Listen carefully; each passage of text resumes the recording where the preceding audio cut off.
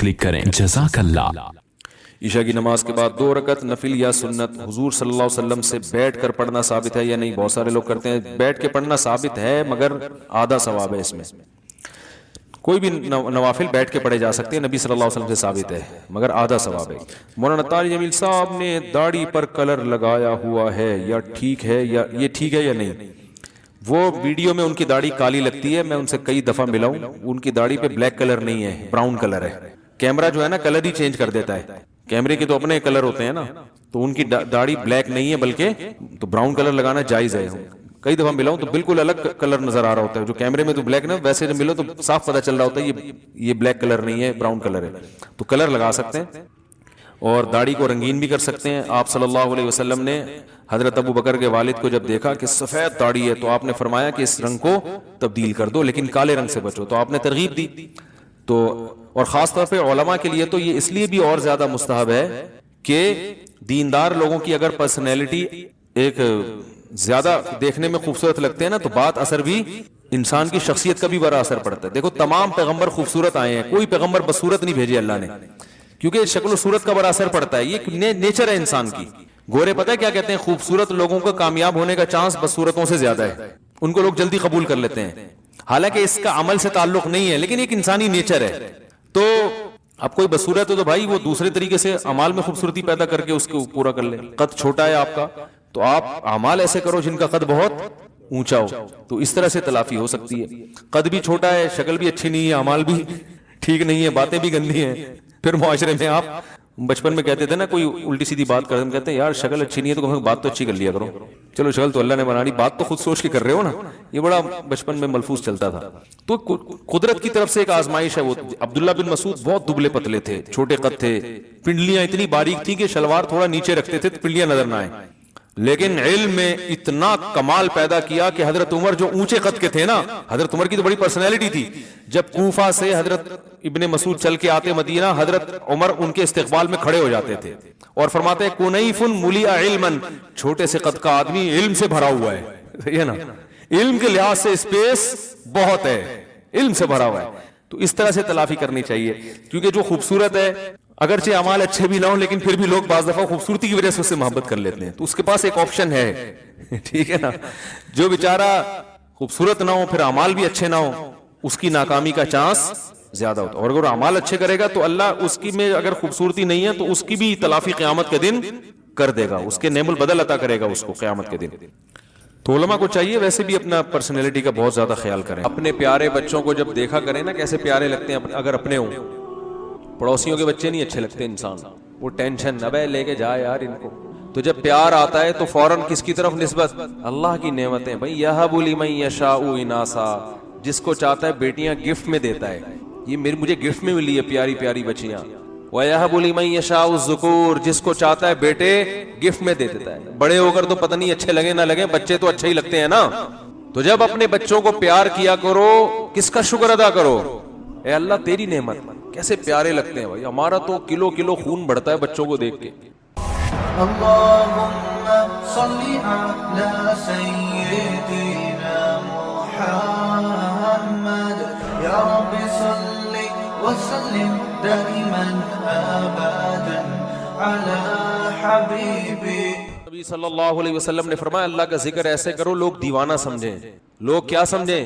दीवाना। इसका ये मतलब नहीं है कि कलेजे फाड़ फाड़ के और वो मवाली जैसे कव्वाल, जब इन कव्वालों को बोलो ना कि ये किस तरह अल्लाह के नाम की तौहीन कर रहे हो, कह रहे हदीस में आता है अल्लाह का जिक्र ऐसे करो, लोग क्या समझे?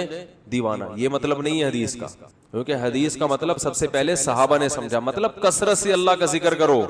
आज महफिलों में भी अल्लाह का जिक्र खत्म।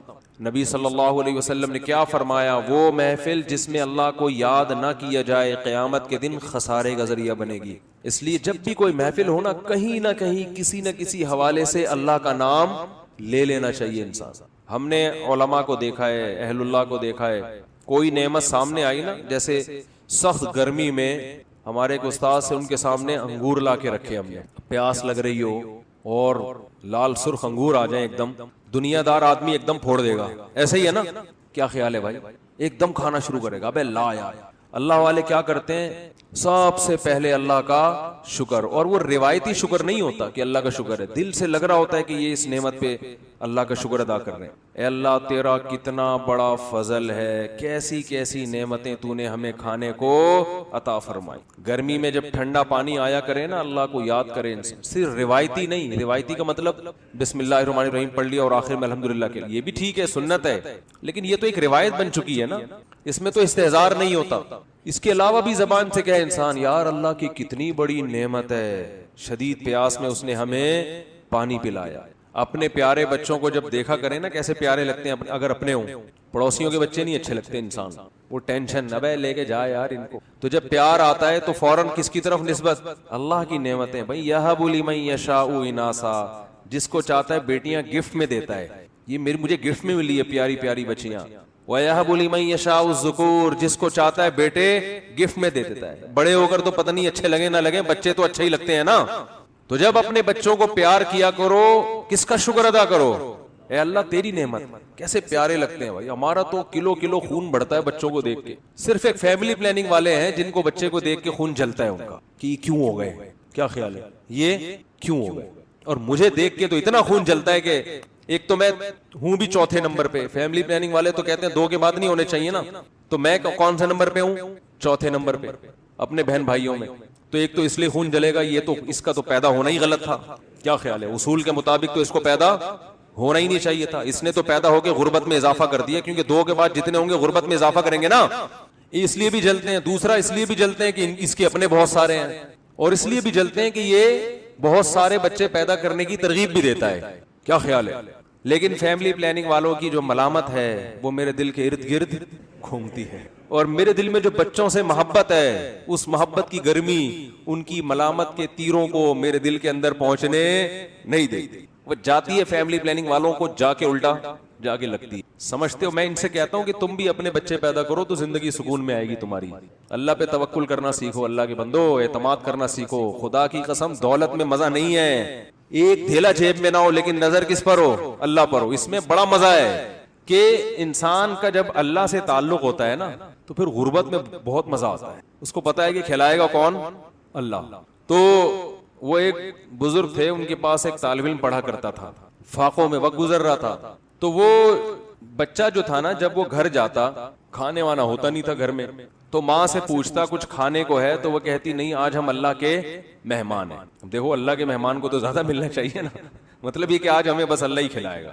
بچہ سمجھ جاتا کہ آج گھر میں کچھ بھی نہیں ہے. تو ایک دن گھر میں گیا، کچھ ہے؟ انہوں نے کہا ہے کھانے کو. تو کہنے لگا اماں جب تو یہ کہتی ہے نا کہ آج ہم اللہ کے مہمان ہیں، تو اس کلام میں جو لذت ہے وہ کھانے میں نہیں ہے. بھوکا رہنے کا اپنا مزہ ہے بھائی، اپنی حماقتوں سے بشرطے کہ بھوکا نہ رہ رہا ہوں. ایک ہوتا ہے اللہ کی طرف سے آزمائش، ایک ہوتی ہے اپنی حماقتوں سے، بے روزگاری کی وجہ سے خود ہی کوئی قابلیت ہی نہیں ہے، نہ پڑھائی میں دل لگا رہا ہے، نہ کوئی محنت مزدوری کر رہا ہے. پھر جو بھوک آئے گی یہ اللہ کی طرف سے نہیں ہے، یہ آپ کی حماقتوں سے ہے، اور اس میں خوشی بھی نہیں ملتی انسان کو، اس میں اور ٹینشن میں جاتا ہے. تو کہ جو غیر مسلم ہیں وہ اللہ کی عبادت کسی نہ کسی مفاد کو سامنے رکھ کے کرتے ہیں. وَمِنَ النَّاسِ مَن يَعْبُدُ اللَّهَ عَلَى حَرْفٍ، بہت سے لوگ ایسے ہیں جو اللہ کی عبادت، خدا کی عبادت ایک کنارے پہ کھڑے ہو کر کرتے ہیں. فَإِنْ أَصَابَهُ خَيْرٌ اطْمَأَنَّ بِهِ، اگر فائدہ ہو رہا ہے تو مطمئن، اور اگر آزمائشیں آ رہی ہیں انقلب علی وجہی، فوراً پلٹ جاتے ہیں. آج مسلمانوں میں بھی ایسے لوگ پیدا ہو گئے ہیں. تو اہل اللہ کی عبادت کرتے ہیں اللہ کو خوش کرنے کے لیے، ثواب کے لیے، بلکہ ثواب سے بھی آگے ان کا مقام پہنچ چکا ہوتا ہے کہ بھئی ثواب نہ بھی ملے پھر بھی کیا کرنی ہے، یہ تو اللہ ہمارا محبوب ہے نا. تو محبوب کے ذکر میں ان کو لذت محسوس ہوتی ہے، محبوب کی یاد میں ان کو لذت محسوس ہوتی ہے. تو اہل ایمان کی ایک علامت اللہ نے بیان کی ہے نماز قائم کرنا، کیونکہ عبادت کا سب سے بڑا مظہر نماز ہے، اس لیے نماز کو فوکس نہیں ہے. ان میں بحث کرنا بھی ناجائز ہے. اللہ اپنی تجلی ظاہر کریں گے تو اس میں اتنی اٹریکشن ہوگی، اس میں لوگ ایسے مبہوت ہو جائیں گے کہ سجدے میں گر جائیں گے. اس وقت سجدہ کرنے میں مزہ آئے گا، لذت محسوس ہوگی. فرمایا لیکن کچھ لوگ ایسے ہوں گے جن کی کمر تختے کی کر دی جائے گی، اور وہ سجدہ کرنا بھی چاہیں گے تو نہیں کر سکیں گے. یہ کون لوگ ہوں گے؟ فرمائے یہ وہ لوگ ہوں گے جن کو دنیا میں سجدے کے لیے، نماز کے لیے بلایا جاتا تھا، وہم سالمون، اس وقت ان کی کمر صحیح تھی، تختے کی نہیں تھی، یہ کمر جھکا سکتے تھے، سجدہ کر سکتے تھے، نماز پڑھ سکتے تھے۔ اس سے اندازہ ہوتا ہے کہ اللہ کی نظر میں دنیا میں جب ہمیں سجدے کے لیے بلایا جاتا ہے تو ہم اس کو ہلکا لیتے ہیں، لیکن اللہ کی نظر میں اس کی بہت بڑی قیمت ہے، بہت ویلیو ہے اللہ کی نظر میں اس کی۔ اس لیے خوب اچھی طرح سمجھ لیں کہ نماز کو ہلکا نہیں سمجھنا چاہیے۔ آج ہمیں بے نمازیوں کے بارے میں افسوس نہیں ہوتا، وہ تو پڑھتے ہی نہیں ہیں۔ نمازیوں کے بارے میں افسوس ہوتا ہے کہ جو نمازی بھی ہے نا، تو وہ بھی اپنی نماز کی ایسے حفاظت نہیں کرتے جیسے اللہ نے حکم دیا ہے۔ انہوں نے بھی ایک سائیڈ میں ایک چیز رکھا ہوا ہے کہ جب سارے کاموں سے فارغ ہو گئے تو چلو کیا پڑھ لیتے ہیں، نماز پڑھ لیتے ہیں۔ یہ جو قرآن میں اللہ نے فرمایا یوم وہم کیا ہے، یوم یکشف عن ساق ویدعون الی السجود فلا یستطیعون خاشعۃ ابصارهم ترہقهم، نہیں یہ آیت میں یوم یکشف عن ساق ویدعون الی السجود فلا یستطیعون، آگے کیا ہے، خاشعۃ ابصارهم ترہقهم ذلہ وقد كانوا يدعون الى السجود وهم سالمون۔ فرمایا دنیا میں انہیں سجدے کے لیے بلایا جاتا تھا، تو یہ کب بلایا جاتا ہے، اذان۔ بھائی یہ بہت بڑا المیہ ہے یار، دیکھو گاڑیاں غلط نہیں پارک کیا کرو۔ میں دیکھتا ہوں یہاں مدرسے کی گیٹ کے آگے کئی بار لوگوں نے گاڑیاں کھڑی کی ہیں۔ اتنی تو انسان میں سینس ہوتی ہے کہ جب گیٹ کھلے گا مدرسے کا تو اندر سے جو گاڑی باہر کیسے نکالے گا۔ یعنی یہ تو نبی صلی اللہ علیہ وسلم نے فرمایا کہ ایمان کا آخری درجہ یہ ہے، یہ حدیث خوب غور سے سنیں، ایمان کا آخری درجہ یہ ہے کہ راستے سے تکلیف دہ چیز کو ہٹایا جائے۔ کوئی بھی چیز جو لوگوں کو تکلیف پہنچا رہی ہے اس کو کیا کرو، ہٹا دو۔ گٹر کا ڈھکن کھلا ہوا ہے، کوئی گر سکتا ہے، آپ اس کے انتظام کریں۔ کانٹا پڑا ہوا ہے اس کو ہٹائیں، پتھر رکھا ہوا ہے اس کو ہٹائیں، کوئی بھی چیز جو لوگوں کو اذیت دے سکتی ہے۔ ہاں ابھی بتا رہا ہوں، ابھی بتا جائیں گے نا، بات کمپلیٹ ہونے دینا، ورنہ پھر وہ دوبارہ کریں گے یہ حرکت، تو اس لیے کمپلیٹ کر لو پھر جائیں۔ تو راستے میں تکلیف دہ چیز جو نہیں ہٹاتا نا، اس کو نبی نے ایمان سے خارج کیا ہے۔ تو سوچو وہ کتنا بڑا گویا کہ کافر ہوگا جو تکلیف دہ چیز راستے میں ڈالتا ہے۔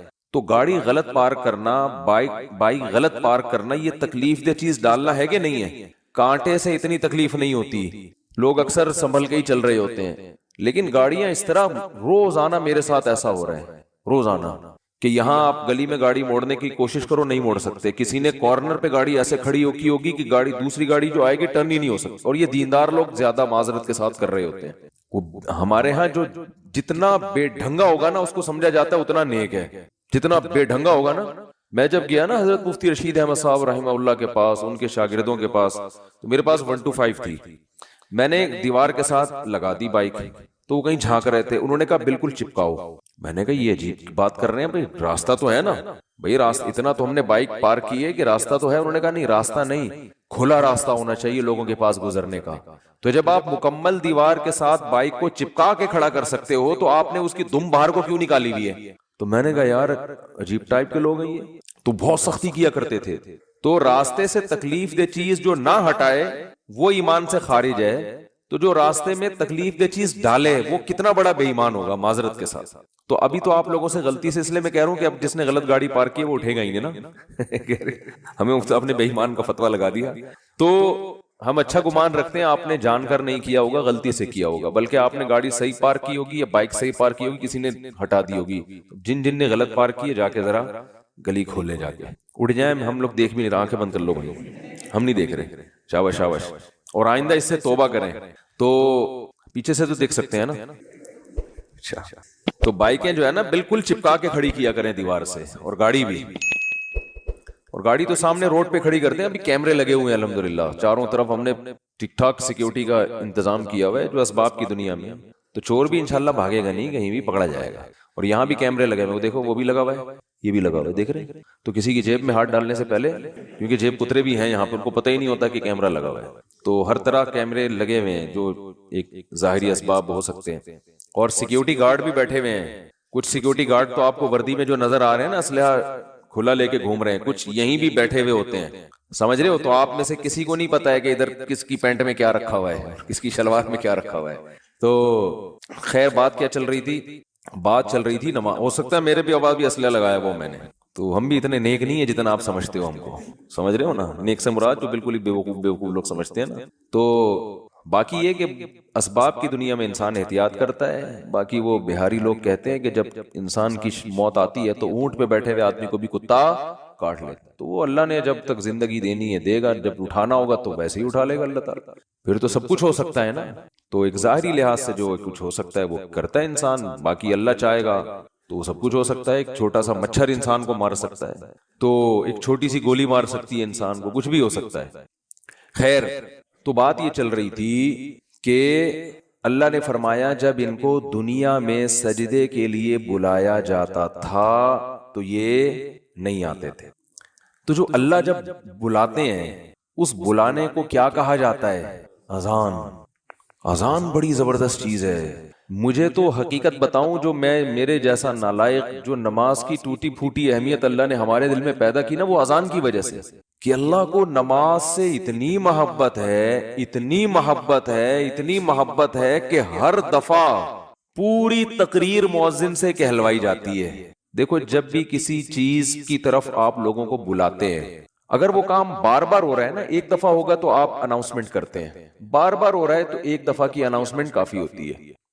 ایک دفعہ کی, جیسے آپ کی جب جاب لگتی ہے تو آپ کا باس آپ کو ایک دفعہ بتا دیتا ہے کہ بھئی 8 بجے سے ٹائم شروع ہوگا اور شام 4 یا 5 یا 8 بجے تک آپ کی ایک دفعہ اناؤنسمنٹ کیا ہے, بولو نا, کافی ہے, بس بتا دیا, سگنیچر لے لیے کہ بھئی یہ ٹائمنگ ہے. یہ 9 بجے عام طور پہ دفتر میں 9 بجے کا ٹائم ہوتا ہے, اور گورنمنٹ کے جو دفتر ہیں 3:30 پونے 4 بجے کا ٹائم ہوتا ہے اس میں شام کو.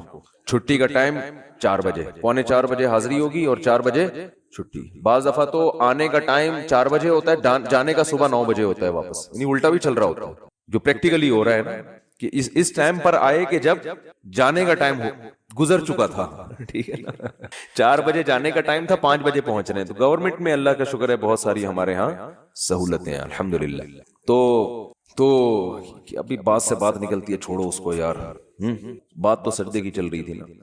تو اللہ تعالیٰ نے, ہاں میں یہ عرض کر رہا تھا کہ آپ کو ایک دفعہ بتا دیا جاتا ہے بھائی یہ ٹائم ہے, اس پہ آ جانا. اب یہ تو نہیں ہوتا کہ جب 8 بجیں گے یا 9 بجے کا ٹائم آفس میں دیا ہے تو باس آپ کو فون کر کے بتا رہا ہوں آ جاؤ ٹائم ہو گیا ہے. کبھی ہوتا ہے ایسے؟ نہیں ہوتا نا. کیوں نہیں ہوتا؟ ان کو پتا ہے خود آئے گا. اس لیے کہ کیا ملتا ہے سال کے آخر میں؟ روکھڑا ملتا ہے. روکھڑا ملے گا تو سارے کام ہوں گے, عزت بھی ملے گی, ترقی ہوگی آپ کی. دیکھا جاتا ہے نا پرائیویٹ اداروں میں تو دیکھا جاتا ہے, گورنمنٹ میں دیکھا جانا چاہیے کہ یہ اس کی حاضریاں کتنی ہیں اور کتنا اس نے کام کیا ہے. لہذا ان کو موٹیویٹ کرنے کے لیے آپ کو بار بار اناؤنسمنٹ کی ضرورت نہیں ہے. بار بار اناؤنسمنٹ کی ضرورت نہیں. ایک دفعہ اعلان دوبارہ کریں گے تو آپ ان کو بیوقوف بولو گے, یار بس سر آپ نے بتا دیا نا 9 بجے کا ٹائم ہے, بس کیا ہے بار بار بھونپو لے کے گھر پہنچ جاتے ہو ہیں, لاؤڈ اسپیکر لے کے میرے دروازے پہ کھڑے ہو 9 بج گئے ہیں. یہ جو سحری جگانے والے آتے ہیں نا, مجھے ان سے اسی وجہ سے الرجی ہے. او بھائی ہمیں پتا ہے یار سب کو, جس نے روزہ رکھنا ہے وہ اٹھ جائے گا. اب وہ پھر وہ جو گھومنا شروع کرتے ہیں محلے پڑوس میں, ایک گھر کا نمبر رات 2 بجے آ رہا ہے, دوسرے کا نمبر رات 4 بجے آ رہا ہے. سحری کا ٹائم 4 بجے شروع ہو رہا ہے تو 2 بجے ان کو کیوں اٹھا رہے ہو؟ یہ تو ایک بس عجیب سی ایک حساب کتاب ہے. تو خیر بار بار اناؤنسمنٹ نہیں کی جاتی, بار بار یاد دہانی نہیں کی جاتی. اور اللہ نے بھی باقی عبادتوں میں ایسے ہی کیا. رمضان کے مہینے کے بارے میں قرآن میں 2 آیتیں ہیں. ایک تو ہے فمن شہید منکم الشہر فلیصم. اللہ نے فرمایا ایمان والو تم پر روزے فرض کیے گئے جیسے کہ تم سے پہلی امتوں پہ فرض کیے گئے تھے. وہ فرض ہو گئے نا. دوسری آیت کیا, کب فرض ہوئے؟ شہر رمضان الذی انزل فیہ القرآن, رمضان کا مہینہ ہے. فمن شہید منکم الشہر فلیصم. جو پچھلی آیت میں اللہ نے فرمایا نا کہ روزے فرض ہوئے, تو اگلی میں بتا دیا کون سے مہینے میں؟ رمضان. جو رمضان کا مہینہ پائے اسے چاہیے کہ روزے رکھے. ایک دفعہ اناؤنسمنٹ ہوئی ہے بس, اس کے بعد دوبارہ قرآن میں اناؤنسمنٹ نہیں ہوئی. اور جب رمضان کا مہینہ آتا ہے تو پھر اسلام میں حکم بھی نہیں ہے کہ یاد دلاؤ. مؤذن کو حکم کے تمام حضرات سے گزارش ہے کہ رمضان کا مہینہ آ گیا ہے اور اللہ کی طرف سے اعلان ہے کہ اس مہینے میں سب روزے رکھو. کوئی اللہ کی طرف سے ایسی اناؤنسمنٹ ہوتی ہے؟ بھائی مسجد کے امام اپنی ذمہ داری پہ کسی کو یاد دلا دیں، روزہ رکھو، ترغیب دیں، وہ ان کا کام ہے. اللہ نے کوئی لگے بندے الفاظ نازل نہیں کیے، لہذا مسجد کا امام یاد نہ بھی دلائے تو بھی کوئی گناہ گار نہیں ہے. اللہ کہتے ہیں میں نے قرآن میں جب بیان کر دیا نا، بس صحیح ہے، سن لیا ان لوگوں نے، کافی ہے. حج کے بارے میں ایک آیت ہے قرآن میں جس میں فرضیت کا ذکر ہے، وَلِلَّهِ عَلَى النَّاسِ حِجُّ الْبَيْتِ مَنِ اسْتَطَاعَ إِلَيْهِ سَبِيلًا. لوگوں، اللہ کے لیے لوگوں پر لازم ہے کہ وہ بیت اللہ کا حج کریں جو وہاں جانے کی استطاعت رکھتے ہوں. وَمَنْ كَفَرَ، جو استطاعت کے باوجود نہیں جائے گا، فَإِنَّ اللَّهَ غَنِيٌّ عَنِ الْعَالَمِينَ، اللہ کو اس کی پرواہ نہیں ہے. ایک آیت جس سے فرضیت ہے، دوسری آیت نہیں ہے. یہ تو ہے کہ ابراہیم علیہ السلام نے یوں کہا تھا، حج کے لوگوں کو کہا تھا کہ حج کرو. اللہ کا جو اپنا آرڈر ہے نا، جو اللہ کے اپنے کلام میں آرڈر ہے، وہ ایک ہی ہے جہاں تک مجھے یاد پڑتا ہے. لیکن نماز، ایک تو قرآن میں جگہ جگہ بھر دی اللہ نے نماز کو، جہاں ایمان والوں کی صفات نماز پڑھتے ہیں. قرآن شروع کہاں سے ہو رہا ہے؟ الذین یقیمون الصلاۃ ومما رزقناہم ينفقون. ایمان والوں کا عقیدہ صحیح ہوتا ہے اور عمل میں کیا؟ نماز قائم کرتے ہیں. جہاں عمل کی بات آئے گی نا، نماز. جہاں جنتیوں کی صفات آئیں گی، نماز اور زکات. زکات بھی ہے ساتھ ساتھ، وہ کیوں ہے پھر کسی اور موقع پر بیان کروں گا انشاءاللہ. سب سے پہلے نماز، پھر زکات. سب سے پہلے نماز، پھر اللہ کی راہ میں خرچ. یعنی زکات یا اللہ کی راہ میں خرچ مختلف عنوانات سے، کہ نماز بھی پڑھتے ہیں اور خرچ بھی کرتے ہیں، دونوں کام چلتے رہتے ہیں ان کے. اس سے پتہ چلتا ہے کنجوس نمازی اللہ کو پسند نہیں ہے. یعنی نماز کے ساتھ سخاوت بھی ہے. تو لیکن نماز کو پہلے درجے پہ رکھا گیا ہے. وجہ کیا ہے اس کی؟ اتنا فوکس کیوں کیا جا رہا ہے؟ اتنا زیادہ اس کو ہائی لائٹ کیوں کیا جا رہا ہے؟ پھر چلو، اللہ نے قرآن میں درجنوں جگہوں پر کہہ دیا نماز پڑھو، بار بار کہہ دیا نماز پڑھو نماز پڑھو. اتنا کہا ہے کہ اس سے زیادہ کوئی حکم قرآن میں ملتا ہی نہیں ہے. چلو اتنا زیادہ کہہ دیا، اب تو بار بار اناؤنسمنٹ کی ضرورت اور بھی نہیں ہے نا. اب تو بالکل ہی ضرورت نہیں ہے. دیکھو، آپ کے باس نے آپ کو بلایا دفتر اور آپ سے کہا کہ 9 بجے آپ نے پہنچنا ہے. ایک دفعہ کہہ دیا، اس کے بعد پھر آپ کو کہا میں دوبارہ کہہ رہا ہوں 9 بجے آپ کی ٹائمنگ شروع ہو جاتی ہے. سمجھ میں آ گئی بات؟ آپ نے کہا. پھر تیسرے دفعہ کہہ رہا ہے میں بتاؤں کتنے بجے ٹائم ہے آپ کا؟ 9 بجے. 10 دفعہ جب کہہ دے گا نا 9 بجے، اب جب 9 بجیں گے تو آپ کو یاد نہیں دلائے گا. وہ کہے گا میں نے 10 دفعہ اسی لیے کہہ دیا تھا کہ دوبارہ مجھے یاد دلانے کی ضرورت نہ پڑے. اب آپ اگلے دن لیٹ ہو رہے ہو، 11 بجے پہنچ رہے ہو، تو وہ کہہ رہا ہے، وہ کہے گا کہ آپ کیوں لیٹ آ رہے ہو؟ آپ کو سر آپ نے 9 بجے مجھے یاد نہیں دلایا. وہ کیا کہے گا باس کہ بھائی جو پہلے دن میں نے 10 دفعہ کہا تھا نا 9 بجے، وہ اسی لیے کہا تھا کہ ایک دفعہ کہنا کافی تھا، مگر 10 دفعہ اس لیے ریپیٹ کیا تھا کہ دوبارہ یاد دلانے کی ضرورت نہ پڑے. آپ یہ نہ کہو کہ میں بھول گیا تھا. بہت مشکل ہے سمجھانا، بہت مشکل. تو جب اللہ نے نماز کو سینکڑوں دفعہ ریپیٹ کیا قرآن میں، تو اب تو ہر وقت یاد دلانے کی بالکل بھی ضرورت نہیں تھی. کمال ہے بھائی، اللہ نے کیا فرمایا کہ اتنا یاد دلاؤ کہ پیدائش سے لے کے موت تک اذان ہی سنتا رہے بیٹھ کے. پیدا ہوا تو کان میں اذان دلوائی اس کے، پیدا ہوا تو کان میں اذان، نماز کی طرف دعوت. حالانکہ سمجھتا نہیں ہے بچہ، ایک حرف بھی سمجھ میں نہیں آتا اس کے اذان. بچہ تو نہ سمجھ ہوتا ہے، اس کو کیا پتا چلتا ہے میرے کان میں کیا ہو رہا ہے. لیکن جب بڑا ہوتا ہے نا تو اس کو یہ یاد دلایا جاتا ہے کہ تیرے کان میں بھی اذان دی گئی تھی. دوسروں کو دیکھتا ہے تو اس کو پتا چلتا ہے کہ اللہ نے ابھی سے یاد دلا دیا ہے. تو پیدا ہوا ہے، تجھے بتایا کہ نماز نہیں چھوڑنی، تو نے نماز نہیں چھوڑنی ہے تو نے. پھر فجر کے وقت الگ بلایا جا رہا ہے، جب ظہر کا ٹائم آتا ہے الگ. اچھا، اللہ نے نماز کا بھی ذکر کیا اور ٹائمنگ بھی قرآن میں بتا دی. اقیم الصلاۃ لدلوک الشمس الی غسق اللیل. نماز کو قائم کرو سورج کے ڈھلکنے کے اوقات میں اور رات کے اندھیروں میں بھی. اس میں پانچوں نمازیں آ گئی. سورج میں جب کوئی بڑی تبدیلی ہوتی ہے نا تو اس کو ڈھلکنا کہتے ہیں. سورج میں جب بڑی تبدیلی ہوتی ہے، فجر کے وقت سورج کیا اندھیروں سے نکل کے روشنیوں کی طرف جب لائٹ مارتا ہے نا سورج مشرق سے. دیکھو کوئی گاڑی، آپ کسی گاڑی کا انتظار کر رہے ہو یار، وہ دولہے کی مثال دیتے ہیں، اس کو بات سمجھ میں آئے گی. دولہا بارات کے انتظار میں ہال میں بیٹھا ہوا، بارات آ رہی ہے کہ نہیں آ رہی ہے، ٹائم دیکھ رہا ہے یار لیٹ، پہلی میں بہت لیٹ ہو گیا، مفتی صاحب کا بیان سن کے تو 45 سال میں شادی کر رہا ہوں، اوپر سے بارات لیٹ ہے. تو وہ فوراً دیکھتا رہے گا کہ بھئی ایک دم بسوں کی لائٹیں جو ہے نا گلی کے نکڑ پہ بس نظر نہیں آتی، لائٹنگ پہلے ہوتی ہے نا، لائٹنگ سے اندازہ ہو جاتا ہے کہ اب بارات پہنچنے والی ہے، پھر پٹاخے وٹاخے بعد میں. تو سورج کیا ہے ایک دم غائب ہو جاتا ہے، اندھیروں میں دنیا ڈوب جاتی ہے. تو سب سے پہلے جو لائٹ مشرق کی طرف ظاہر ہوتی ہے، جو لائٹ یعنی اس طرح ہوتی ہے، وہ ایک تو عمودی لائٹ ہوتی ہے نا.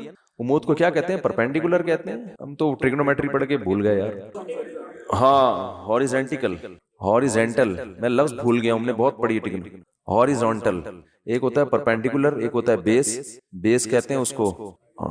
بال چھوڑو ٹریگنومیٹری پھر بعد میں پڑھیں گے. ایک لائن، ایک روشنی یوں آتی ہے، پھر ایک روشنی ایسے. جو یہ روشنی ہے نا اس کو صبح کاذب کہتے ہیں. صبح کاذب یہ جھوٹی صبح ہے، یہ اس کی علامت نہیں کہ سورج آ رہا ہے ابھی. اس کے بعد جب ایک دم افق پہ مشرق یعنی مشرق کی طرف آسمان کے کنارے پہ جو ایسے لائٹ پھیلتی ہے نا، یہ وہ والی لائٹ ہے جو بارات آتے ہوئے ٹرک جو بس مارتی ہے نا لائٹ، اب یہ آ گئی ہے. اس سے پہلے تو کوئی سگریٹ پی رہا تھا یا کیا کر رہا تھا. تو اس کو کہتے ہیں صبح صادق، سچی صبح. وہ پہلے والی صبح سے دھوکا ہوتا ہے کہ شاید سورج نکل رہا ہے، وہ اس لیے اس کو صبح کاذب کہا جاتا ہے. اور اس کے بعد آتی ہے صبح صادق. تو وہ جو لائٹ مشرق کی طرف پھیلتی ہے نا ایسے لمبائی میں، وہ اس کی علامت ہوتی ہے کہ وہ اندھیرے ختم. ایک دم سورج ایک ڈھلکنا شروع ہو رہا ہے نا، ایک دنیا میں ایک بہت بڑی چینجنگ آ رہی ہے. تو اللہ نے فرمایا جیسے ہی دنیا میں یہ چینجنگ آئے گی، تبدیلی آئے گی اس سے، سورج کے ڈھلکنے سے، تم نے کیا کرنا ہے اس موقع پر؟ نماز قائم کرنا ہے، اپنے رب کو یاد کرنا ہے. میرا رب مجھے رات کے اندھیروں سے نکال کے دوبارہ، کتنی بڑی خدا کی قسم یہ سورج کا طلوع ہونا اتنی بڑی نشانی ہے اللہ کے وجود کی. ایتھیس اور ملحد پاگل ہوتے. مجھے لوگ کہتے ہیں ملحدوں پہ کو معاف کر دیں، بیان نہ کریں آپ، بہت بیان ہو گیا ملحدوں پر. لیکن بھائی کیسے یار چھوڑ دیں؟ اتنی بڑی خدا کی نشانیاں دیکھ کر جو بدبخت کہتے ہیں یہ آٹومیٹیکلی ہو رہا ہے. اور یار ایسا سسٹم، اتنا ایندھن اس کے اندر، ایسی روشنی، کیسا جیسے آپ تکے کو گھماتے ہیں نا جب پکاتے ہیں، کوئلے پہ جب تکا پکاتے ہیں، ادھر سے پک گیا اب کیا کرو؟ گھماؤ. یہ خود بخود گھومتا ہے؟ گھمانا پڑتا ہے. یا ایسا سسٹم لگانا پڑے گا کہ گھومے. وہ سسٹم کوئی لگا کے دیتا ہے. تکے میں خود بخود اتنی عقل نہیں ہوتی کہ کروڑوں سال میں ترقی کرتے کرتے ایسا بن گیا کہ آٹومیٹک گھومنا خود بخود ہی شروع. یہاں سے پک گیا اب یہاں سے پکاؤ ہے بھائی، یہاں سے تو پک گیا اب کیا کرو؟ اب یہاں سے پکاؤ مجھے. تکا خود بخود کروڑوں سال میں بھی اتنا ذہین نہیں ہوتا. تو یہ سورج اور زمین اتنے ذہین کیسے ہو گئے کہ سورج گیا اور پوری دنیا کو لائٹ دیتا دیتا ساری دنیا میں کی فصلیں اگاتا، وٹامن ڈی پرووائڈ کرتے کرتے کرتے کرتے ابھی سورج امریکہ والوں کو نواز رہا ہے. اس وقت یہاں رات ہو رہی ہے نا، امریکہ میں دن ہے. سورج وہاں جا کے گوروں کو وٹامن ڈی دے رہا ہے، ان کی فصلوں میں جان پیدا کر رہا ہے. ہمارا نمبر ابھی، ہم تکے کی وہ والی سائڈ ہے جو انگارے کے دوسری طرف گئے ہوئے ہم لوگ. بھئی یہاں سے تو زمین پک گئی ہے، اب اس کو تھوڑا سا اندھیرے میں رکھو، اس کو پکانے کی ضرورت نہیں ہے. اب میرے اس طرح پکانے کی باتیں کرنے سے ایتھیس کو تپانے کا کام ہو رہا ہے. حقیقت ہے نا، جب سورج پکا رہا ہے اور ایتھیس ہمیں تپا رہا ہے، خود بھی تپ رہا ہے الٹی باتیں کر کے. تو یہ بھائی کیسا خوبصورت نظام ہے یار. سورج کا جو طلوع ہے نا، خدا کی قسم یہ اللہ کی بہت بڑی نشانی ہے. لاکھوں کروڑوں سال ہو گئے سورج کی حرکت میں کوئی تبدیلی نہیں ہو رہی. کتنا بڑا آگ کا ایندھن ہے، آگ کا ایندھن زمین سے لاکھوں گنا بڑا. اتنی آگ، اتنا ایندھن کہاں سے آ گیا؟ اسٹیل مل میں جو ایندھن جس سے لوہا پگھلایا جاتا ہے یہ آٹومیٹکلی پیدا ہو گیا، یہ اس کو پیدا کیا گیا ہے. یہ تو ڈالا جاتا ہے نا اس میں بھٹیوں کو جلانے کے لیے. سورج میں کہاں سے آ گیا؟ اتنی آگ برسا رہا ہے. اور ایسی لائٹ ہے اس کی کہ آپ جب سورج کی روشنی ہوتی ہے آپ کے ہزار وولٹ کے بلب فیل ہو جاتے ہیں، پتہ ہی نہیں چل رہا ہوتا کہ جل رہے ہیں کہ بجھ رہے ہیں. تو کیا تناتا ہوا شان کے ساتھ مشرق سے نکلتا ہے. تو اللہ نے کہا ابھی نکلنے سے پہلے پوری دنیا کا نظام چونکہ چینج ہو رہا ہے، اندھیروں سے ڈوب کے تم روشنیوں کی طرف آ رہے ہو. تو جو ملحد ہوگا، جو خدا کا انکار کرنے والا ہے، اسے اس سے کوئی غرض نہیں ہے کہ اللہ نے مجھے دوبارہ زندگی دی، دوبارہ سورج میری خدمت کے لیے طلوع ہو رہا ہے اور اس زمین کا نظام دوبارہ سے کیا ہو رہا ہے؟ چینج ہو رہا ہے. وہ تو پڑا وقت خواب خرگوش کے مزید لیتا رہے گا. کافر خدا کو یاد نہیں کرے گا. اور جو خدا کو مانتے ہیں، جو مشرک ہیں، وہ مندروں میں جا کے بتوں کے سامنے جھکیں گے، حالانکہ وہ تو خود پیدا کیے ہوئے ہیں ان بتوں کو اللہ نے. تبھی قرآن کہہ رہے لا تسجدوا للشمس ولا للقمر، سورج اور چاند کی خدمت کو دیکھ کے ان کو سجدہ مت کرو. واسجدوا للہ الذی خلقہن، سجدے کے لائق وہ خدا ہے جس نے سورج اور چاند کو بنایا ہے. ہندو کہتا ہے گائے ہماری بڑی خدمت کرتی ہے، گائے ہماری ماں ہے، ہمارا بھگوان ہے۔ او بھائی، جس خدا نے گائے کو تمہاری خدمت کے لیے بنایا ہے وہ ہے تمہارا اصل بھگوان، وہ ہے تمہارا اصل معبود۔ یہ گائے بنی نہیں ہے، بنائی گئی ہے۔ ایک میکینک نے گاڑی بنا کے آپ کو گفٹ دے دی، گاڑی کا شکریہ ادا کر رہے ہو آپ، ہیں؟ بے وقوفی ہے یا نہیں ہے؟ ایک سائنٹسٹ نے گاڑی بنائی اور آپ کو دے دی، لو بھائی چلاؤ۔ ریوو بنائی، ریوو اس لیے کہہ رہا ہوں کہ مثال تو اچھی دینا آدمی۔ میں نے کہا ہے نا کہ دیکھو بعض لوگ دیکھو، غریب ہونا تو کوئی برائی ہے نہیں، ہمارے نبی صلی اللہ علیہ وسلم دنیا کے مسکین تھے۔ سوچ کا غریب ہونا کیا ہے؟ نقصان۔ اس لیے میں انڈے والے برگر کی مثال نہیں دیتا، مثال ہمیشہ زنگر برگر کی ہوگی۔ کیا کھاؤ بے شک انڈے والا برگر، جیب میں دیکھو پیسے ہیں تو انڈے والا کھا لو، زنگر کیا تو لیکن مثال ہمیشہ کس کی دو؟ زنگر کی۔ تو مثال اچھی گاڑی کی دینی چاہیے۔ اور اس میں ایک اور حکمت بھی ہے جو کبھی اور کسی اور وقت بتائیں گے انشاءاللہ۔ تو آپ کو کسی نے، کمپنی نے ریوو دے کے نا آپ کو گفٹ دے دی، لے بھائی۔ اب آپ کیا کر رہے ہو کہ ریوو کا شکریہ ادا کر رہے ہو، تمہارا بہت شکریہ، تم میری زندگی میں آئی، تم مجھے بٹھا کے گھماتی ہو، تمہاری وجہ سے میری عزت ہو رہی ہے۔ تو بات یہ چل رہی تھی کہ آپ کو کسی نے ریوو گفٹ دی، یا آپ کو کسی نے گاڑی گفٹ دی، آپ کو کسی نے کوئی بھی ہدیہ دیا، انڈے والا برگر کھلا دیا، آپ برگر کی تعریفیں کر رہے ہو، برگر کے شکریہ ادا کر رہے ہو۔ تو ہندو یہی کر رہے ہو، بھائی گائے تم پر احسان نہیں کر رہی، احسان اس ذات نے کیا جس نے اس گائے کو بنایا۔ تو خدا کہہ رہا ہے کہ نہ ملحدوں کی طرح خدا کا انکار کرو کہ یہ خود بخود ہو رہا ہے، اور نہ مشرکین کی طرح اصل خدا کو چھوڑ کر بنی ہوئی چیزوں کو پوجنا شروع کر دو۔ اسلام کتنا بیلنس کرتا ہے، کیسی اعتدال والی بات کرتا ہے۔ لا تسجدوا للشمس ولا للقمر، سورج اور چاند کو سجدہ مت کرو ان کی خدمت کو دیکھ کے۔ واسجدوا للہ الذی خلقہن، اس ذات کو سجدہ کرو جس نے ان کو بنایا۔ یہاں بھی سجدے کا ذکر ہے، نماز میں ہوتا ہے سجدہ۔ تو اللہ نے کیا فرمایا؟ اقیم الصلاۃ لدلوک الشمس، سورج کے ڈھلکنے۔ یہ سورج سے نا زمین کا بڑا سسٹم ہے، سورج کو بڑا قرآن نے پروٹوکول دیا ہے۔ قرآن نے اپنی نشانیوں میں، اگر میں یہ کہوں کہ جتنا سورج کو پروٹوکول دیا ہے شاید کسی اور نعمت کو نہیں دیا، تو شاید میری یہ دعویٰ غلط نہیں ہوگا۔ تبھی تو سورج سے نمازوں کے اوقات رکھے گئے ہیں۔ روزہ بھی سورج دیکھ کے ہوتا ہے، سورج غروب ہوگا تو روزہ افطار ہوگا، سورج طلوع ہونے سے پہلے روزہ بند ہوگا، نمازیں سورج کے اوقات پر۔ تو یہ کیا ہے؟ اس لیے کہ دلوک کہتے ہیں ڈھلکنا۔ تو اللہ نے ڈھلکنے کے اوقات اس لیے رکھے کہ اس وقت دنیا میں بڑی بڑی تبدیلیاں آ رہی ہوتی ہیں، بڑی بڑی تبدیلیاں۔ رات کے اندھیرے دور ہونا شروع ہو جاتے ہیں، بہت بڑی چینجنگ دنیا میں آتی ہے جس کا پوری دنیا پہ بھی اثر پڑتا ہے، آپ کی باڈی پہ بھی اثر پڑتا ہے، پوری دنیا کے نظام پہ اثر۔ وہ کیا ہے؟ سورج کی جو کرنیں ہیں، مشرق سے بھی سورج کے طلوع ہونے کا ٹائم ہوا ہے، آپ کو روشنی دیکھ کے اندازہ ہو جاتا ہے کہ اب صبح ہونے والی ہے اور اس زمین کے نظام میں تبدیلی آنے والی ہے۔ تو عقل مند لوگ کیا کرتے ہیں؟ اللہ نے فرمایا اس موقع پر تم نے کس کو یاد کرنا ہے؟ اللہ کو یاد کرنا ہے۔ کس طرح؟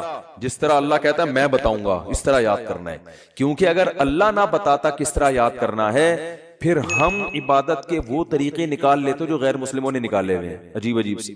جب انسان کو پتہ نہیں ہوتا نا کیسے عبادت کرنی ہے، تو لوگوں کی رائے پہ چھوڑ دیا جاتا۔ فرض کریں، اسلام کہتا بھائی صبح صبح سورج کے طلوع ہونے سے پہلے، صبح صادق کے بعد تم نے عبادت کرنی ہے۔ کیسے کرنی ہے؟ ہر آدمی اخپل طریقے سے کرے۔ تو لوگوں کے الگ الگ کانسیپٹ ہوتے، کچھ ایسے عبادت کرتے، وہ کہتے ہیں ہم اللہ کے لیے میلے کچھ ایلے رہیں گے۔ یہ بھی ایک نظریہ ہے لوگوں میں۔ برما میں گیا، بدھسٹ نظر آئے، 6 مہینے سے کہا جاتا ہے کہ نہائے نہیں ہے۔ یہ ان کا خیال ہے کہ اس طرح بھگوان کیا ہوتا ہے؟ خوش ہوتا ہے، نہائے نہیں۔ کچھ ایسا کرتے کہ ننگ دھڑنگ رہنے کو عبادت سمجھتے۔ یہ بھی آپ کو بعض مذاہب میں ملے گا، وہ کہتے ہیں ہم تو برہنہ پیدا ہوئے تھے بھائی، یہ لباس تو نیچر کے خلاف ہے۔ وہ بھی کچھ دن پہلے میں نے فیس بک پہ ایک انٹرویو دیکھا، شکر ہے وہ آگے میز لگائی ہوئی تھی انہوں نے، انٹرویو کے دوران انہوں نے یہ عقل بندی کی، وہ ایک برہنہ بیٹھا ہوا ہے بالکل ہی لباس لیس، تو اس سے پوچھنے کہ اس تکلف کی ضرورت کیا تھی آپ کو؟ تو وہ کہہ رہے ہم تو انسان کیا ہے، پیدا کیسے ہوا ہے برہنہ، تو نیچر یہی ہے کہ لباس وباس نہیں ہونا چاہیے۔ نیچے لوگوں نے طبیعت سے گالیاں دی نا کہ اس کی کوئی ماں بہن نہیں ہے گھر میں۔ تو یہ بھی ایک عبادت کا ان کے خیال میں طریقہ ہے۔ بعض لوگوں میں عبادت کا طریقہ یہ ہے کہ ہم گوشت نہیں کھائیں گے، اس سے اللہ خوش ہوگا۔ تو انسان کو اگر آزاد چھوڑ دیتا نا اسلام کہ تم اللہ کو جس طرح بھی راضی کرنا چاہو کرو، تو انسان غلط رخ پہ چلا جاتا، وہ انسانیت کے دائرے سے نکل جاتا۔ اللہ نے بتا دیا اقیم الصلاۃ لدلوک الشمس۔ میں پہلے جو نماز کے اوقات ہیں ان کو تھوڑا ڈیفائن کر دوں، پھر میں بتاؤں گا اسلام نے یہ طریقہ کیوں بتایا ہے۔ پہلا دلوک شمس ہوتا ہے، دنیا میں بڑی تبدیلی آتی ہے صبح صادق، اندھیروں سے روشنی پھوٹنا شروع، پتہ چلتا ہے اب دن کیا ہو گیا، چینج۔ اس کے بعد سورج پھر ٹکا کباب بناتے بناتے نا ایسے ہوتے ہوتے بالکل بلندی پہ جا کے پہنچتا ہے جس کو زوال کا وقت کہتے ہیں، اور ایک ٹائم آتا ہے بلندی سے دوبارہ نیچے ڈھلکنا شروع کر دیتا ہے۔ جیسے ہی نیچے ڈھلکنا شروع ہوگا، اللہ نے فرمایا دلوک شمس ہو رہا ہے، بڑی تبدیلی آ رہی ہے دنیا میں، اب سورج ٹاٹا کرتے ہوئے واپس جا رہا ہے۔ سورج ڈھلکنا دن یعنی جو رات، اس وقت جو انسان کے باڈی میں تبدیلی ہوتی ہے نا وہ اور زمین میں وہ مکمل سارا سسٹم اس وقت چینج ہو چکا ہوتا ہے، تو اس وقت حکم دیا گیا یہاں بھی تمہیں کس کو یاد کرنا ہے، اللہ کو یاد کرنا ہے، کیونکہ تم اس کے ماننے والے، اس کا شکر ادا کرنا ہے۔ اس کے بعد پھر دوبارہ بڑی چینجنگ کب ہوتی ہے، عصر کے ٹائم پہ۔ امام حنیفہ بہت ذہین تھے، خدا کی قسم، جو امام ابو حنیفہ کا رحمہ اللہ کا فقہ غور سے پڑھے گا نا اسے لگے گا امام صاحب کوئی چھوٹی موٹی چیز نہیں تھے۔ حدیث میں ہمیں نماز کے بارے میں، عصر کے بارے میں مثل اول بھی ملتا ہے، مثل ثانی بھی ملتا ہے۔ بخاری مسلم کی حدیثوں سے ہمیں پتہ چلتا ہے کہ جس ٹائم پہ ہمارے جو اہل حدیث حضرات عصر کی نماز پڑھتے ہیں نا، اس کا بھی ثبوت حدیث سے ہمیں ملتا ہے، اور یہی ٹائم امام شافعی کا بھی ہے، جو عصر بہت جلدی پڑھی جاتی ہے۔ پورے سعودیہ میں آپ نے دیکھا ہوگا بہت جلدی عصر پڑھ لیتے ہیں وہ، لیکن امام حنیفہ کی رائے ہے کہ دیر سے پڑھی جائے، جب ہر چیز کا سایہ دگنا ہو جائے۔ کتنا ہو جائے؟ دگنا۔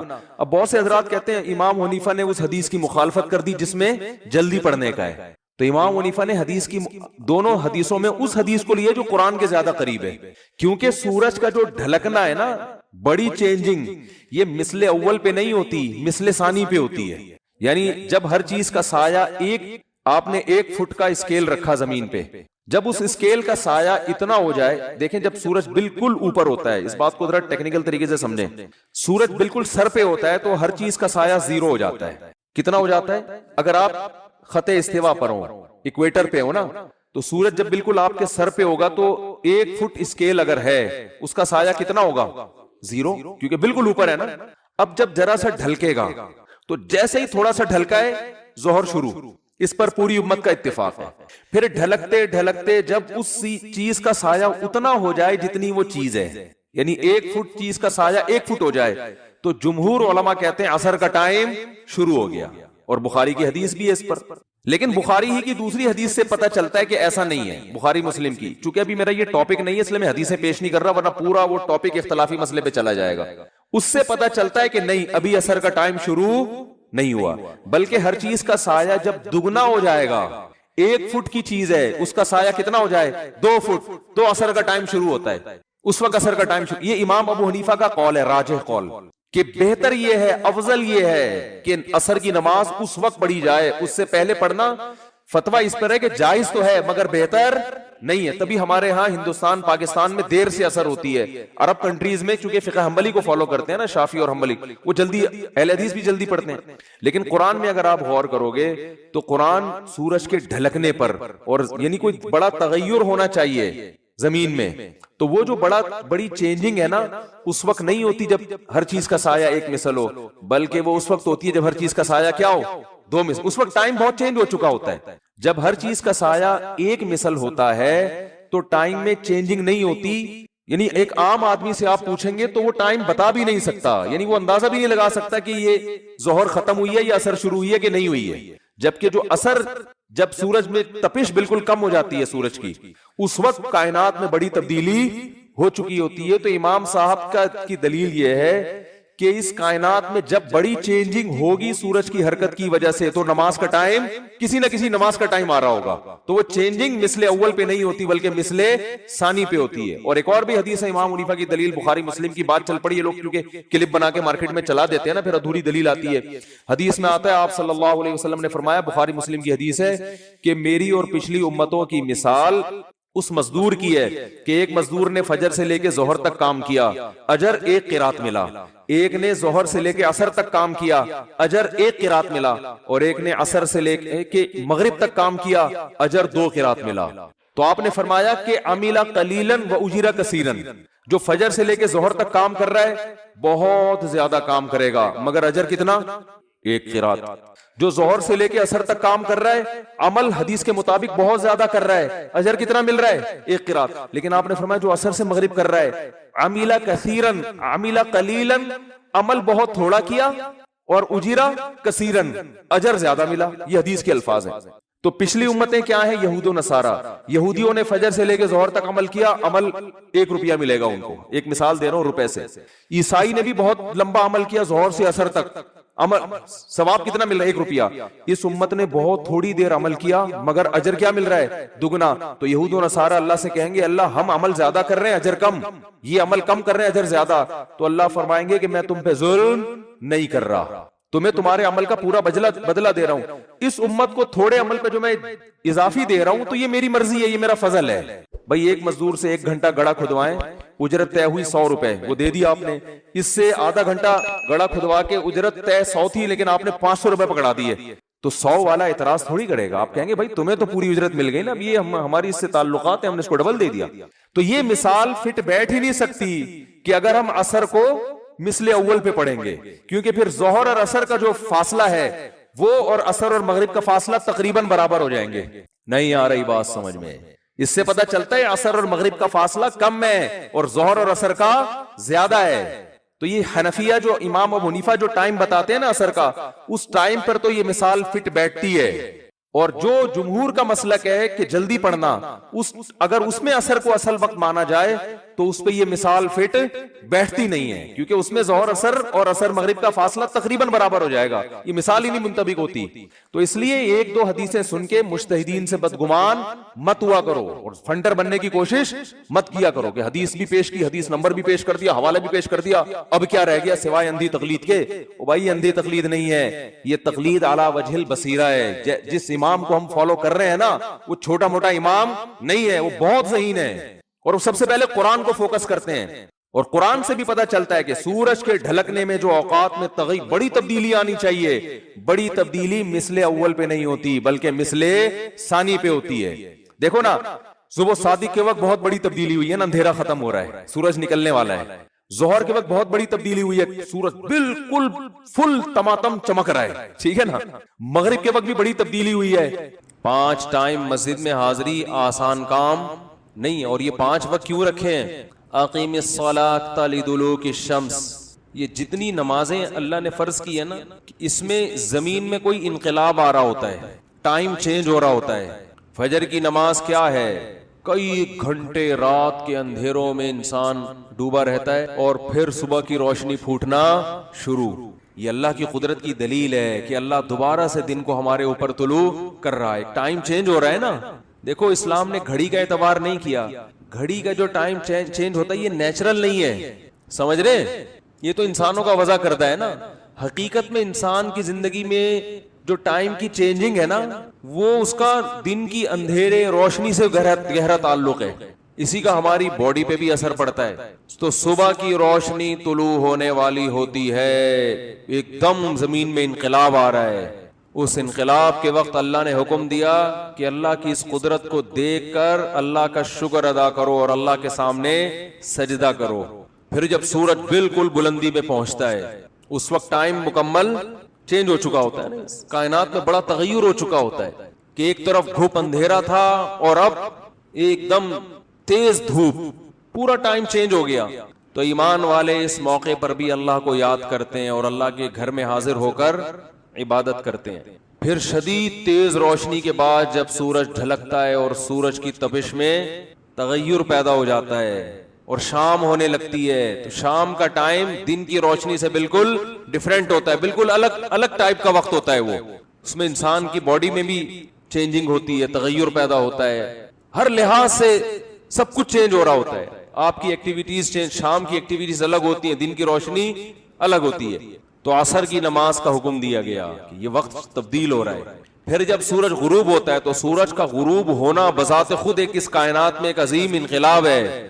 اس وقت حکم دیا گیا اللہ کے در پہ حاضری دو. پھر جب سورج بالکل غائب، مکمل اندھیرا، عشاء کا وقت، پھر حکم دیا دوبارہ اللہ کے در پہ حاضری دو.